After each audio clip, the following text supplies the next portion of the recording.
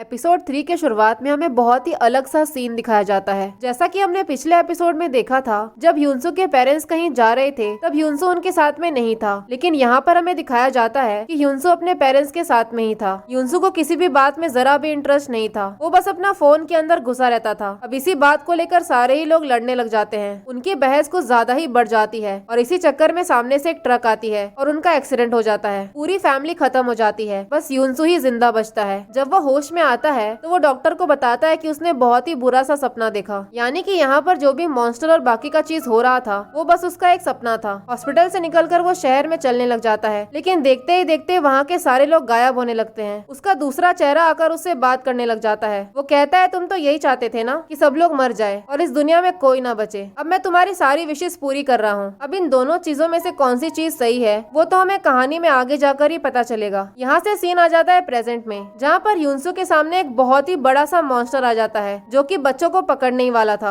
और ह्यूनसू एक दरवाजे के नीचे दब गया था। ये सारी आवाजें जीसू और जेयोन ने भी सुन ली थी, इसीलिए वो दोनों मदद करने के लिए निकल जाते हैं। इस तरफ ह्यूनसू ने उस मॉन्स्टर के पैर को पकड़ लिया था। वो बच्चों से कहता है कि तुम दोनों यहाँ से भाग जाओ। वो मॉन्स्टर ह्यूनसू को मारने की कोशिश करता है, लेकिन इतने में वहाँ पर जेयोन पहुँच गया था। वो तलवार लेकर उस मॉन्स्टर पर अटैक कर देता है। वो दोनों मिलकर ह्यूनसू को अपने कमरे में लेकर आ जाते हैं, लेकिन उनको साफ साफ पता चल रहा था कि ह्यूनसू इन्फेक्टेड हो चुका है, क्योंकि ह्यूनसू के नाक से खून निकल रहा था। वो दोनों सोचते हैं कि उन्हें ह्यूनसू को मार देना चाहिए, लेकिन ह्यूनसू उनसे रिक्वेस्ट करता है और कहता है, मुझे इस वक्त मत मारो। उन दोनों बच्चों को मेरी जरूरत है। मैंने उन्हें वादा किया था कि मैं उन्हें एक सेफ जगह पर पहुंचा दूंगा। जीसू ह्यूनसू की बातों को मान लेती है। वो कहती है, ये इन्फेक्टेड तो है, लेकिन अब तक ये मॉन्स्टर बना नहीं है, हमें इसकी मदद करनी चाहिए। अगले सीन में हम सेंगवुक को देखते हैं, जिसके कमरे में बहुत ही अजीब अजीब चीजें थी और जिस इंसान को उसने बांध के रखा था वो भी वहाँ से भाग चुका था। वहीं दूसरी तरफ हम बच्चों को देखते हैं जो पता नहीं कौन से फ्लोर पर पहुंच चुके थे। जाना तो उनको 14th फ्लोर पर था। छोटा भाई रोने लग जाता है तो उसकी बड़ी बहन उसको संभालती है। वो कहती है, हम लोग जल्दी किसी बड़े की मदद लेंगे, लेकिन इतने में वहाँ पर आधे सर वाला मॉन्स्टर पहुँच जाता है। बड़ी बहन को याद था कि ह्यूनसू ने इस मॉन्स्टर के बारे में बताया था कि इस मॉन्स्टर को कुछ भी दिखाई नहीं देता है, ये बस चीजों को सुन सकता है। बच्चे बिल्कुल भी आवाज नहीं करते, इसलिए मॉन्स्टर उनको नहीं ढूंढ पाता। जो आधे सर वाला मॉन्स्टर था उसे कहीं से आवाज आती है और वो दूर से अपना टेंटिकल फेंकता है। बाद में पता चलता है कि उसका टेंटिकल जाकर उस बड़े वाले मॉन्स्टर को लगा है और ये दोनों आपस में ही लड़ने लग जाते हैं। वो बड़ा वाला मॉन्स्टर बहुत ही खतरनाक था, इसीलिए वो आसानी से दूसरे को मारने लगता है। इतने में दोनों बच्चे किसी दूसरे फ्लोर पर भाग जाते हैं। वो बहुत लोगों के दरवाजे पर नॉक करते हैं, लेकिन कोई भी दरवाजा नहीं खोल रहा था। तभी हम देखते हैं वो बड़ा वाला मॉन्स्टर दोनों बच्चों के सामने आकर खड़ा हो जाता है। दोनों बच्चे समझ चुके थे कि अब वो मरने वाले हैं, इसीलिए बड़ी बहन दोनों की आंखें बंद कर देती है। लेकिन इतने में वो लेडी वहाँ पर पहुँच जाती है जिसने कुछ ही दिन पहले अपना बच्चा खोया था। दूसरी तरफ हम सेंगवुक को देखते हैं। उसके शोल्डर पर बाइट किया हुआ था। वो अपने बाइट वाले जख्म पर टेप लगा रहा था, जैसे कि उसे दर्द ही नहीं होता। इस तरफ हम उसी लेडी म्योंगसुक को देखते हैं जो उस मॉन्स्टर के सामने आकर खड़ी हो गई थी। वो उस मॉन्स्टर को बहुत ही प्यार से बोलती है, इन बच्चों को मत मारो, जैसे कि वो मॉन्स्टर इसकी बात सुन लेगा। वो मॉन्स्टर उस लेडी को उठाकर बहुत ही दूर फेंकता है। सीन शिफ्ट होता है जहाँ पर हम सारे लोगों को देखते हैं जो बैठकर प्रेसिडेंट की इन्फॉर्मेशन सुन रहे थे। वो कहते हैं, हम सबको मिलकर इस पेंडेमिक से लड़ना है। कुछ ही देर में हमें पता चलता है कि प्रेसिडेंट खुद ही इन्फेक्टेड थे और उनके मुंह से खून निकलने लग जाता है और वहाँ पर खड़ी हुई आर्मी उन्हें शूट कर देती है। गोली से प्रेसिडेंट मरते ही नहीं, वो चिल्लाकर बोलने लग जाते हैं कि तुम सबके सब मरोगे। ये सब देखकर सारे ही लोग डर गए थे। इस तरफ म्योंगसुक अपने बच्चे को इमेजिन करने लग जाती है, जबकि वो जानती थी कि उसका बच्चा इस दुनिया में नहीं है। वो उस मॉन्स्टर के सामने खड़ी हो जाती है और सारा कुछ एक्सेप्ट कर लेती है। वो कहती है उसे पता था कि उसका बच्चा इस दुनिया में नहीं है। तब तक वहाँ पर बाकी के तीनों भी पहुँच चुके थे। वो तीनों ही मिलकर बच्चों को अपने पास आने के लिए बोलते हैं। जेयोन के पास तलवार थी। वो सबसे कहता है, तुम लोग यहाँ से जाओ, इसको मैं संभाल लूंगा। वहीं हम देखते हैं उस मॉन्स्टर ने म्योंगसुक को बहुत मारा था, फिर भी वो उसके कंधे पर चढ़ जाती है और अटैक करने की कोशिश करती है, लेकिन वो मॉन्स्टर उसको बहुत मारता है। तभी जेयोन सामने आ जाता है। वो उस मॉन्स्टर को अपने पीछे कंटिन्यूअसली भगा रहा था। जीसू को समझ में नहीं आ रहा था कि वो लेडी एक इंसान है या फिर वो एक मॉन्स्टर बन चुकी है। जीसू जैसे ही उसके पास पहुँचती है तो देखती है उस लेडी की हालत बहुत खराब थी। वो बिल्कुल एक मॉन्स्टर की तरह दिख रही थी। वहीं दूसरी तरफ जेयोन उस मॉन्स्टर को कंटिन्यूअसली अपने पीछे भगा रहा था। एक टाइम ऐसा आता है कि वो भगवान से प्रे करता है कि आज मुझे कुछ अच्छा करके दिखाना है। उसके बाद वो उस मॉन्स्टर को पागल बनाता है। वो खुद तो साइड हट जाता है, लेकिन वो गेंडा मॉन्स्टर सीधा जाकर विंडो से नीचे गिरता है। इस तरफ म्योंगसुक जीसू से पूछती है कि बच्चे ठीक तो है ना। ये सुनकर जीसू समझ चुकी थी कि वो लेडी अभी तक मॉन्स्टर बनी नहीं है। म्योंगसुक जीसू से कहती है, तुम जाकर जेयोन की मदद करो, मैं अपने आप ही अकेले चली जाऊंगी। अब वो 1408 में पहुंच जाती है, जहाँ पर दरवाजे पर ह्यूनसू खड़ा था। इस तरफ जीसू ने जेयोन को ढूंढ लिया था, वो उसे बहुत डांट लगाती है। वो कहती है तुम इतना स्मार्ट बनने की कोशिश क्यों करते हो, तुम्हें मरना है क्या। जिसके बाद वो दोनों ही जीसू के घर जाते हैं, जहाँ से जीसू अपना कुछ सामान ले लेती है। अगले सीन में हम डे केयर के लोगों को देखते हैं, जहाँ पर एक लड़का अपने इंटरव्यू के पेपर को फाड़ के फेंक देता है। वो कहता है मैंने इस जॉब के लिए कितने सालों तक पढ़ाई की, लेकिन अब तो सब कुछ बर्बाद हो चुका है। दूसरी तरफ हम योनयू को देखते हैं, जिसका पैर बहुत ही बुरी तरीके से डैमेज हो गया था। वो चल भी नहीं पा रही थी। देखकर ऐसा लग रहा था कि वो बहुत डिप्रेस थी। उसने इस डांस फॉर्म को सीखने के लिए बहुत मेहनत करी थी, लेकिन उसकी सारी मेहनत बर्बाद हो चुकी थी। उसकी ड्रेस भी वहीं पर लगी हुई थी। वो सारा गुस्सा अपने ड्रेस पर निकाल देती है। अगले सीन में हम देखते हैं सारे लोग दूसिक के घर पर थे। बच्चे बहुत ज्यादा रो रहे थे, तो म्योंगसुक उनको संभालती है। अगले सीन में हम इक्योंग को देखते हैं, जो बेसमेंट में गई हुई थी। यहाँ पर हमें दिखाया जाता है कि इक्योंग तो बिल्कुल एक स्पाइडर वेब में फंस चुकी थी, यानी कि यहाँ पर एक ऐसा मॉन्स्टर भी है जो बिल्कुल एक स्पाइडर की तरह है, और साथ ही में वहाँ पर एक आदमी भी है जिसके पास चाबियां हैं। यहाँ पर हमें समझ में नहीं आ रहा था कि क्या इसी आदमी ने पूरे बिल्डिंग को लॉक किया था। इस तरफ यॉन यॉक और सुयुंग आपस में बात कर रहे थे। सुयुंग यॉन यॉक से कहता है बेसमेंट में तो कैमरे लगे हैं ना, चेक करके बताओ कि वहाँ पर क्या हो रहा है। तो यॉन यॉक बताता है कैमरे तो लगे हुए हैं, लेकिन किसी ने उन्हें उल्टा कर दिया है। सीन आ जाता है अगले दिन, जहाँ पर सारे लोग उस बूढ़े आदमी के दुकान के बाहर आकर खड़े हो जाते हैं, क्योंकि सबको भूख लग रही थी। लेकिन वो बूढ़ा आदमी किसी को भी खाना देने के लिए तैयार नहीं हो रहा था, जबकि उसका सारा खाना पड़े पड़े सड़ रहा था। उस बूढ़े आदमी को बस पैसे चाहिए थे। वो कहता है जो भी पैसे लेकर आएगा मैं बस उसे ही खाना दूंगा। तभी वहाँ पर वही लड़का युंजे आता है, जिसको सैंगवुक ने टेप से बांध के रखा था। ये बहुत ही अच्छे कपड़े पहन कर आया था, ऊपर से बैग भर के खाना भी लाया था। वो सारे ही लोगों को फ्री में खाना बांटने लगता है, और सब लोग खुशी खुशी लेने भी लगते हैं। लेकिन वो डॉग वाली लेडी नहीं लेती, क्योंकि उसका डॉग कंटिन्यूअसली भौंक रहा था, और साथ ही में वो उसके ट्रॉली के अंदर खून भी देखती है। इस तरफ यून ह्यूक अनाउंसमेंट करता है। वो कहता है जितने भी लोग मेरी आवाज सुन रहे हैं, सारे ही लोग फर्स्ट फ्लोर पर आ जाओ, क्योंकि फर्स्ट फ्लोर बिल्कुल सेफ है, और अगर हम साथ में रहेंगे तो ठीक ठाक रहेंगे। तभी हम देखते हैं जिस लेडी ने उस गार्ड को वो गंदी वाली फिश दी थी, वो बाहर का दरवाजा खोल देती है। वो कंटिन्यूअसली यही बोल रही थी कि उसकी बेटी बाहर है, लेकिन सारे लोग मिलकर उसको पकड़ लेते हैं। तभी हम देखते हैं उस लेडी की बेटी भागते हुए अंदर की तरफ आ रही थी। वो भागते भागते नीचे गिर जाती है। वो लेडी सबसे मदद मांग रही थी कि कोई मेरी बेटी की हेल्प करो। तभी हम देखते हैं वो आर्मी वाला बंदा सुयुंग उस लड़की को बचाने के लिए भागने लगता है, लेकिन इतने में एक मॉन्स्टर जो छुपकर बैठा हुआ था, वो अपना टेंटेकल लेकर उन दोनों के ही अंदर घुसा देता है। दोनों के शरीर को बुरी तरीके से फाड़ देता है, और उस लड़की के अंदर जितना भी खून था वो सारा खून चूस लेता है। यानी कि वो जानबूझकर छुपकर बैठा था, और उसने बाहर ऐसा माहौल बनाया था जैसे कि सब कुछ नॉर्मल है। और इसी सीन के साथ एपिसोड 3 यहीं पर खत्म हो जाता है। अगर आप लोगों को मेरी एक्सप्लेनेशन पसंद आई हो तो लाइक शेयर और सब्सक्राइब जरूर करें। Thank you for watching.